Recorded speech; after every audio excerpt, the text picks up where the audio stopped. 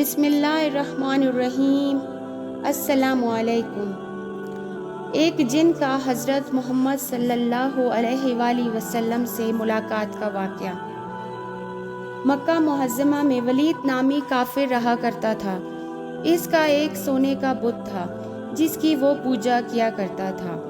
ایک دن اس بت میں حرکت پیدا ہوئی اور وہ کہنے لگا، لوگو، محمد اللہ کا رسول نہیں ہے، اس کی تصدیق مت کرنا۔ ولید بڑا خوش ہوا اور باہر نکل کر اپنے دوستوں سے کہنے لگا، مبارک ہو، آج میرا محبوب بولا ہے اور صاف صاف اس نے کہا کہ محمد اللہ کا رسول نہیں ہے۔ یہ سن کر لوگ اس کے گھر آئے اور دیکھا کہ واقعی اس کا بت پر جملے دہرا رہا ہے۔ وہ لوگ بہت خوش ہوئے اور دوسرے دن ایک عام اعلان کے ذریعے ولید کے گھر میں ایک بہت بڑا اجتماع ہو گیا تاکہ اس دن لوگ بت کے منہ سے وہی جملہ سنیں۔ اس بڑے اجتماع میں ان لوگوں نے حضور صلی اللہ علیہ وآلہ وسلم کو بھی دعوت دی تاکہ حضور صلی اللہ علیہ وآلہ وسلم خود تشریف لا کر بت کے منہ سے وہی جملہ سنیں۔ چنانچہ حضور صلی اللہ علیہ وآلہ وسلم بھی تشریف لائے۔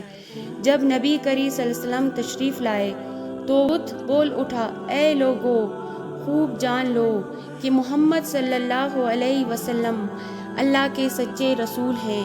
ان کا ہر ارشاد سچا ہے اور ان کا دین حق پر ہے۔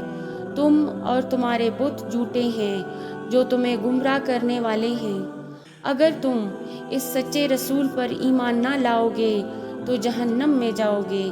بس عقل مندی سے کام لو اور سچے رسول اللہ صلی اللہ علیہ وسلم کی غلامی اختیار کر لو۔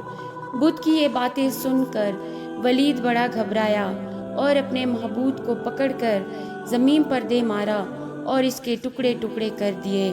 حضور صلی اللہ علیہ وآلہ وسلم فاتحانہ طور پر واپس ہوئے تو راستے میں ایک گھڑ سوار جو سبز پوش تھا نبی صلی اللہ علیہ وآلہ وسلم سے ملا۔